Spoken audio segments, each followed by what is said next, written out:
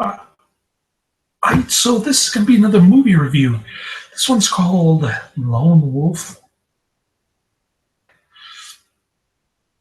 1983. This is going to be another Chuck Norris flick on the Orion, formerly AIP, Orion Films. This movie kicks ass. I give it 5 out of 5 stars.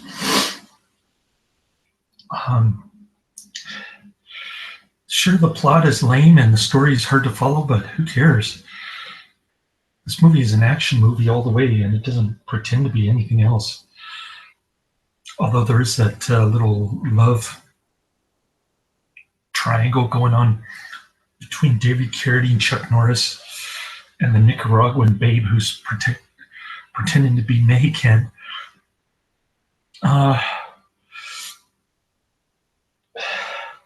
There's another cop who's half native, half indigenous person, I guess is the politically correct thing to say. And I guess he's supposed to be Mexican too. This takes place in El Paso, Texas. Well, at least the Chuck Norris sidekick is half Mexican. The other babe is Nicaraguan.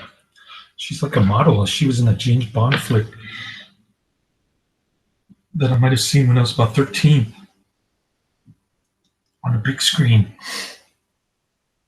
One of those Roger Moore deals. Anyway, this movie is really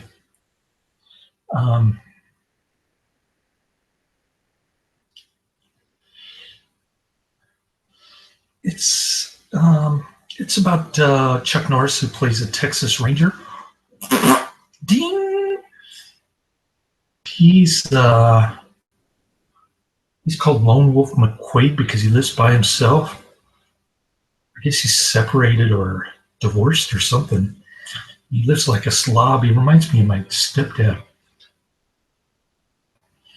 Lives by himself. He's got a wolf-looking dog thing guarding his house. That thing ends up getting shot. Meanwhile, David Carradine is smuggling guns to terrorists or some bullshit.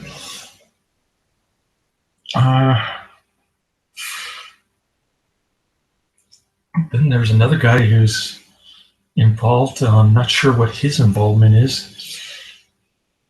A familiar face by the name of William Sanderson, is in Blade Runner. Around the same time, I might add. Anyways, he plays some kind of pimp guy or drug dealer guy.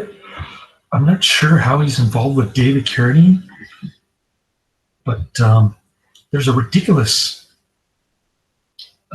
torture scene with the other Texas Ranger, Dakota,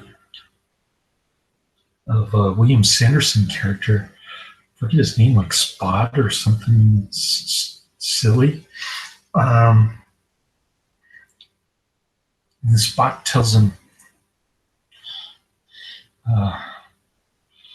spills the beans on David Carradine. Again, it's never explained how the two are connected, but there's also a midget guy or a dwarf guy.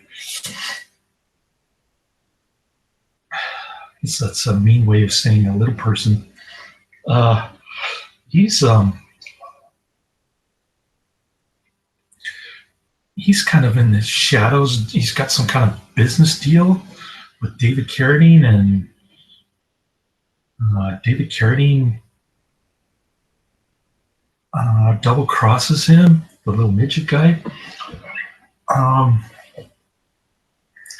So there's that element to it. I don't want to spoil the ending, but David Carradine is somehow mixed up with this Nicaraguan babe. She falls in love with Chuck Norris. And meanwhile, like Chuck Norris's daughter just happens to be in the crosshairs. What a coincidence. And her car gets overturned. Her boyfriend is shot. She survives the car thing. But David Carradine keeps coming after her for some unknown reason. He kidnaps her and the Nicaraguan babe, and he skips across the border to Mexico. None of this makes sense or has any rhyme or reason to it, but of course, Chuck Norris is mad. At first, he doesn't want to team up with the native / Mexican guy. But the guy's persistent, so he manages to tag along. And the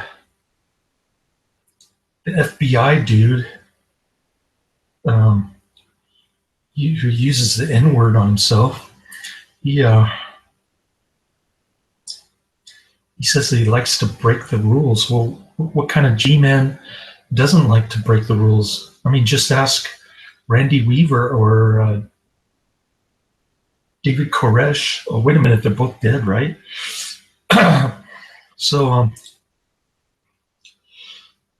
those three oddballs, they form the Wolf Pack now. Chuck Norris is no longer the Lone Ranger, but the big payoff scene is the end. Lots of explosions. There's an explosion in the middle too that looks pretty cool, but the explosion of the explosions happens at the end. I don't want to spoil too much, but the big payoff is the karate kung fu scene between Chuck Norris